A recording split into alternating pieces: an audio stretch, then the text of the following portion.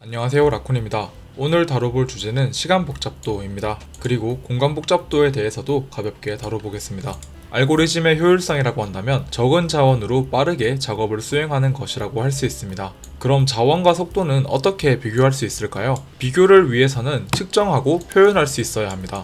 여기서 공간 복잡도는 메모리 사용량을 표현하기 위해서 사용되며 시간 복잡도는 수행하는 작업량을 표현하기 위해 사용됩니다. 실제로 공간 복잡도보다는 시간 복잡도를 많이 사용하기 때문에 이번 영상에서는 시간 복잡도를 중심으로 진행해 보겠습니다. 시간 복잡도는 알고리즘의 작업량을 표현하기 위한 개념입니다. 여기서 시간 단위로 표현하지 않는 이유는 각자의 환경이 다르기 때문에 순수하게 알고리즘의 성능을 비교하기 위함입니다. 하드웨어나 언어의 차이가 있기 때문에 단순히 시간으로 비교하는 것은 무리가 있기 때문이죠. 보통 인풋의 크기 n에 따라 작업의 양이 달라지는데요. 시간 복잡도는 n에 대한 점근적 표기법으로 표현하게 됩니다. 점근적 표기법에 대해서는 뒤에서 다시 언급하도록 하겠습니다. 참고로 기본 연산이라 함은 더 이상 쪼갤 수 없는 연산입니다. 예를 들면 사칙 연산, 대소비교, 대입 같은 것들이 있습니다. 시간 복잡도를 알아보기 전에 일상 예시를 먼저 하나 보겠습니다. 친구한테 역까지 얼마나 걸리는지 물어봤다고 합시다. 그럼 친구가 버스 타면 보통 30분 정도 걸리고 차 밀리면 1시간까지도 걸리고 차 안 밀리면 15분이면 간다고, 이런 식으로 답변이 올 수 있죠. 여기에서 저희는 시간 비교에 대한 힌트를 하나 얻을 수 있는데요. 수행 시간을 비교할 때 우리는 최선, 평균, 최악을 고려하게 됩니다. 알고리즘에서도 그대로 적용할 수 있는데요. 최선의 경우와 평균, 그리고 최악의 경우가 각각 있습니다. 여기서 우리는 주로 최악의 경우를 고려합니다. 성능을 보수적으로 잡기 때문에 문제가 될 여지가 적고 계산하기가 편하기 때문입니다. 여기까지 정리해보면 주로 최악의 상황에 대한 시간 복잡도를 구해서 알고리즘의 성능을 비교한다는 것을 알 수 있습니다. 그럼 이제 시간 복잡도를 표현하는 점근적 표기법이 무엇인지 알아야 할 차례입니다. 해당 내용에는 이론적인 부분이 꽤 있기 때문에 자세하게 다루지는 않겠습니다. 대신 좋은 영상이 있어서 더보기에 링크를 걸어두도록 할 테니 관심 있으신 분들은 링크를 참고해 주시기 바랍니다. 점근적 표기법은 n이 무한대로 커질 때 어떤 값에 가까워지는지 표현하는 방법입니다. n이 매우 크다는 것을 전제하기 때문에 최고차항 외에 다른 항은 무시하고 최고차항의 개수까지 무시합니다. 결국 최고차항만 잘 찾으면 된다는 의미가 되겠죠. 이후의 예시를 보면 생각보다 쉽게 찾을 수 있습니다. 간단하게 찾은 만큼 값의 정확도가 떨어지기 때문에 여기서 얻은 값이 실제 작업량을 정확하게 표현하는 것은 아닙니다. 표기법에는 총 3가지가 있는데요. 하한을 나타내는 빅오메가 표기법, 상한을 나타내는 빅오 표기법, 그리고 빅세타 표기법이 있는데 이론적으로 깊어지는 것 같아서 생략하도록 하겠습니다. 저희는 이 중에서 빅오 표기법을 주로 사용할 텐데요. n이 무한대로 커졌을 때 점근적 상한을 표현할 수 있다는 것만 알아두시면 됩니다. 쉽게 생각하면 n의 값이 클 때 이것보다는 작은 작업을 수행한다고 생각할 수 있습니다. 그럼 최악의 상황에 대해 빅오 표기를 한다는 것은 무슨 의미일까요? 이는 최악의 상황에 대한 작업량의 상한을 유추할 수 있다는 의미가 됩니다. 일반적으로 우리가 생각할 수 있는 최악의 상황을 고려하게 되는 거죠. 여기서 헷갈리는 문장이 하나 있는데요. 저도 이번에 영상 준비하면서 이해했습니다. 주로 빅오라고 하면 최악의 경우를 표현한다고 하는데 이는 다소 오류가 있는 문장입니다. 빅오는 단순히 특정 상황에 대한 점근적 표기법 중 한 가지 방법입니다. 그렇기 때문에 단순히 빅오가 최악을 의미한다는 문장은 약간의 오류가 있습니다. 구체적인 예시를 본다면 최악의 상황에서의 빅오메가는 최악에서의 하한을 의미하고요. 최악의 상황에서의 빅오는 최악의 상황에서의 상한선을 의미합니다. 빅오를 최악이라고 표현하는 경우가 있는데요. 단순히 빅오가 최악이라기보다는 최악의 상황에 대한 빅오가 최악이라고 보는 것이 맞습니다.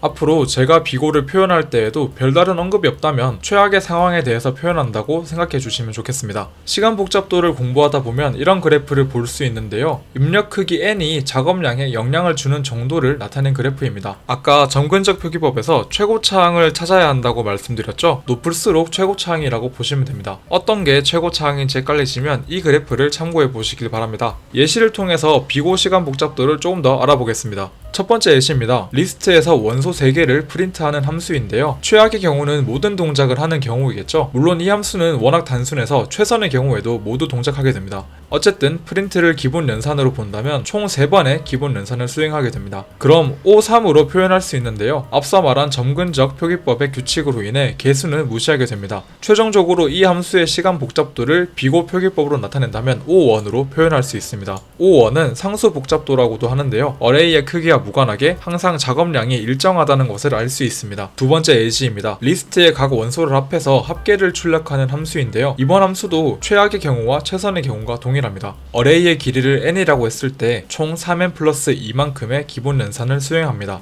마찬가지로 규칙에 의해 최종적으로는 ON으로 표현할 수 있습니다. ON은 선형 복잡도라고도 하는데요. n이 증가할수록 작업량도 선형적으로 증가한다는 것을 알 수 있습니다. 세 번째 예시입니다. 이번에는 어레이에서 타겟값을 찾는 함수입니다. 이번 함수에서는 최선의 경우와 최악의 경우가 다를 텐데요. 최악의 경우는 찾으려는 값이 없어서 반복문이 끝까지 도는 경우가 있겠죠. 그렇기 때문에 반복문이 n번 동작하게 되어서 시간 복잡도는 ON이 됩니다. 마찬가지로 선형 복잡도를 가진다고 볼 수 있습니다. 총 3개의 예시를 봤는데요. 최종 시간 복잡도는 전부 반복문에서 나왔죠. 실제로 반복문이 최고차항에 많은 영향을 주기 때문에 보통 반복문 중첩이 많은 곳이 최고차항이 됩니다. 그렇기 때문에 비고를 빠르게 찾으려면 반복문을 중심으로 잘 보시면 되고요. 개수는 무시하기 때문에 라인 하나하나 뜯어볼 필요는 없습니다. 함수가 아무리 길어도 반복문 위주로만 살펴보면 되기 때문에 생각보다 금방 찾을 수 있습니다. 이렇게 구한 시간 복잡도는 알고리즘의 성능을 비교하는 데 사용됩니다. 또한 코딩 테스트에서도 자주 활용되는데요. 보통 비고 표기법으로 얻은 식에서 1억 번의 연산은 1초 정도 소요된다고 취급합니다. 물론 실제로 1억 번에 1초가 걸리는 것은 아닌데요. 알고리즘 선택을 위해서 판단할 수 있는 대략적인 기준이라고 보시면 됩니다. 예시로 입력 크기가 최대 5만, 시간 제한이 1초인 문제가 있다고 하겠습니다. 내가 생각한 알고리즘의 시간 복잡도가 5n 제곱이라면 n이 5만일 때 25억 번의 연산을 해야 하기 때문에 25초 정도 소요될 것으로 유추할 수 있습니다. 이럴 때에는 높은 확률로 시간 제한에 걸릴 수 있기 때문에 빠르게 포기하고 다른 알고리즘을 고민해봐야 됩니다. 저도 시간 복잡도는 주로 코딩 테스트에서 활용하는데요. 구현해보기 전에 알고리즘을 포기하거나 선택할 수 있기 때문에 시간이 부족한 코딩 테스트에서 활용하기 좋습니다. 그리고 공간 복잡도에 대해서도 간단하게 언급만 하겠습니다.